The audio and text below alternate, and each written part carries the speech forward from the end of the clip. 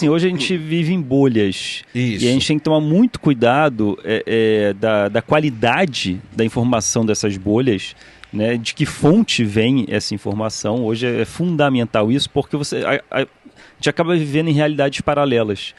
E, por exemplo, mídias de extrema-direita criam suas próprias realidades, criam narrativas muito loucas, na minha opinião, né? E fazem correlações muito doidas, e que a pessoa fica presa naquele mundo e aquela é a realidade dela. Então, assim, o meu cunhado, eu recebo o que vem de lá. O que está acontecendo lá do outro lado da muralha. Tá. Né?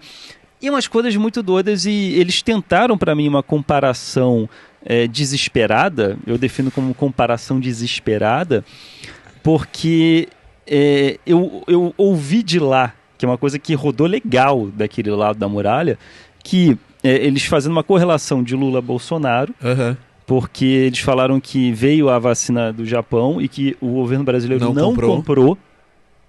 E depois, isso foi uma fake news, porque o governo comprou, e depois teve uma burocracia para chegar nos lugares, para carimbar, oficializar e ela começar a ser distribuída. E como teve esse tempo de burocracia, então a narrativa que foi criada ele não comprou e ainda demorou. Sim. E vocês falam lá do Bolsonaro, olha aí também, não quis e demorou. Lula genocida. Eles tentaram daí, criar essa narrativa, que é uma narrativa desesperada. A gente tem que... Eu sei que comparar mortalidade é complicado, mas a gente está falando, em primeiro lugar, de uma doença que afeta... Duas doenças que afetam muitas pessoas.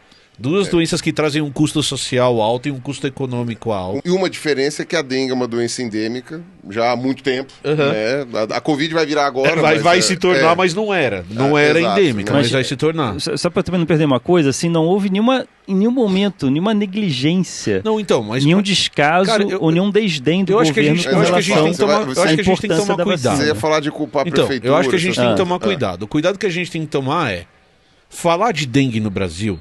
E aqui eu vou fazer... É igual falar de deslizamento em janeiro no Brasil. Todo mundo sabe que vai acontecer. Todo mundo sabe que vai ter dengue. E isso acontece desde a década de 70, pelo menos, quando o pernilongo voltou a acontecer aqui. O que eu quero dizer com isso? Cara, existir dengue do jeito que existe no Brasil é negligência de governo, sim. Tá? Então a gente não pode falar assim, não não é. Tá bom? Então a gente tem que falar assim, prefeitura foi negligente porque cortou verba. A gente precisa de um plano diretor na cidade de São Paulo para que as pessoas vivam num lugar melhor. A gente precisa que o Estado trabalhe com isso. A gente precisa que o governo federal invista em moradia para as pessoas, sim.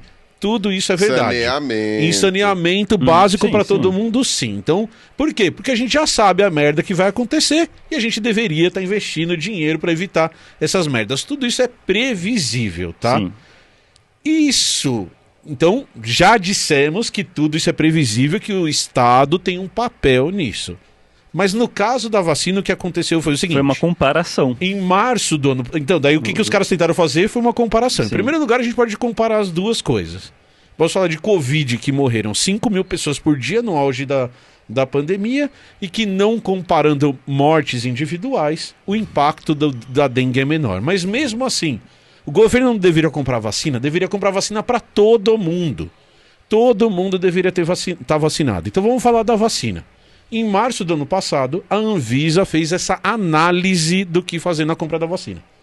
Então receberam os documentos e falaram, tá tudo certo, tudo aprovado, a gente vai aprovar em caráter emergencial, coletando dados depois, como virou praxe agora na Anvisa. Depois que a Anvisa aprova, a Anvisa entrega para o governo. O governo fala assim, beleza, eu quero comprar. E aí o governo aciona outros mecanismos burocráticos dentro do governo. E aí o que a gente precisa entender é que isso não depende só do governo brasileiro. Em que sentido? O governo pede informações da empresa japonesa, que tem até 150 dias, 140 dias para responder. Caramba. E essa empresa japonesa demora 60 dias para responder. Depois que a empresa japonesa demora esses 60 dias para responder, eles entregam os documentos novos. E o governo brasileiro precisa analisar esses documentos. Então, da liberação da Anvisa até o final desse processo de compra, que envolve preço, questão de biossegurança, quantidade de produção, quanto vai comprar, demoraram mais ou menos 140 dias.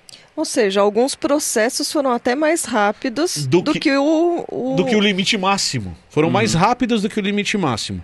Terminou isso, determinou, vou comprar. A hora que determina vou comprar, o governo brasileiro compra toda a produção da indústria japonesa. Que a indústria ofereceu para o Brasil. Que eles conseguem produzir. Foi lá e falou assim, quanto você consegue produzir? Aí o cara falou assim, eu consigo produzir 5,4 milhões de doses em 2024. Pronto. Então o governo brasileiro comprou a produção inteira dos japoneses, que são 5,4 milhões de doses. Ele falou, o que você já tem, manda. O que você já... Não, na verdade não era o que eles já têm, porque eles não tinham. O que vocês vão conseguir produzir, eu vou comprar. E 5,4 é pouco. E aí o ponto é, 5,4 milhões de doses são 2 milhões de imunização. 2,7 milhões de pessoas. Porque são 2 doses. Porque são 2 doses. Então assim, e a gente está num país com mais de 200 milhões de habitantes. Aí você vai falar assim, devia ter comprado vacina para todo mundo. Devia. Não tinha. Não tem vacina para comprar. A produção máxima do cara foi comprada. A produção do ano que vem está sendo comprada também. Então, a ideia é vacinar todo mundo. Enquanto isso, estamos fazendo a nossa para suprir toda a população. Porra, enquanto isso... que vai estar no SUS. Que vai estar no SUS. A gente está falando de vacina que está disponível de graça, com qualidade no SUS, no Brasil inteiro. Então, quando a gente fala, são 170 mil doses até agora disponíveis, é porque tem 170 mil doses para estarem disponíveis. E essa produção já está comprada. Então, o que a gente espera no futuro é que a gente não precise comprar vacina de fora. Que a gente produza a nossa própria vacina. Na quantidade que der. Na quantidade que der. E o que é mais legal, do meu ponto de vista, é o Brasil já foi o maior fornecedor de vacina para países periféricos. Quem produzia vacina para dar em país africano era o Butantan, era a Fiocruz, eram os grandes centros de pesquisa estatais brasileiros. E vendia com lucro e financiava a pesquisa de novas vacinas aqui. Só que mesmo com lucro era muito mais barato do que comprar de empresas de fora. Então o que a gente espera é um governo que invista nos nossos centros de pesquisa para a gente ficar autossuficiente em vacina, não precisar de ninguém para produzir vacina para a gente e a gente conseguir distribuir vacina para o mundo.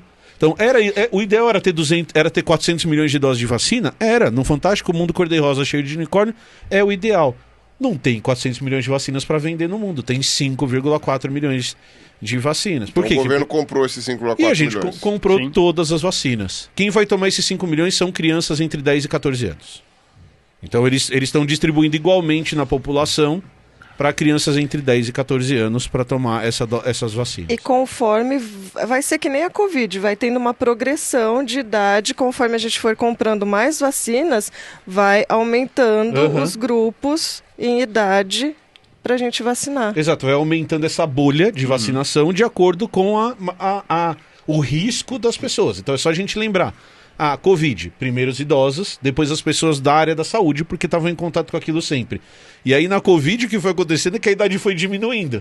Então primeiro pessoas de 60 anos, depois primeiro 80, depois 70, depois 50, depois 40. A gente já tem 40 e chegou na gente.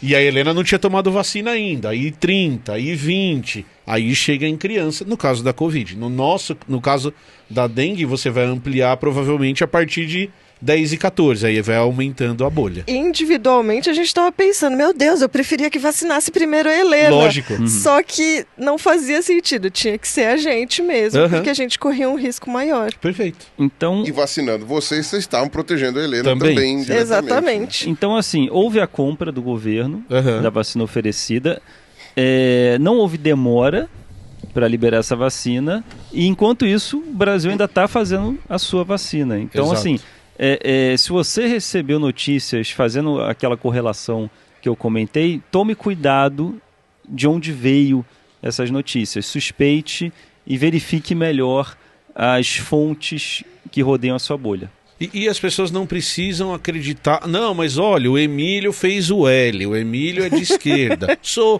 Eu votei no Lula, eu fiz o L, mas gente, tem uma fonte de informação.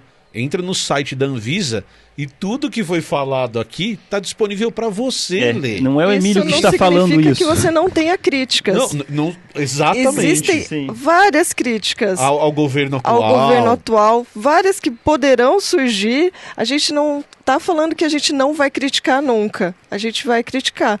Mas tem momentos que a gente também tem que entender qual que é a situação, qual que é o contexto. Não tem a ver, já que a gente está falando de política, não tem a ver com direita e esquerda. A gente tem que lembrar que quem fez a vacina da Covid aqui foi o Dória. Exato. E o Dória não é nem um pouco de esquerda.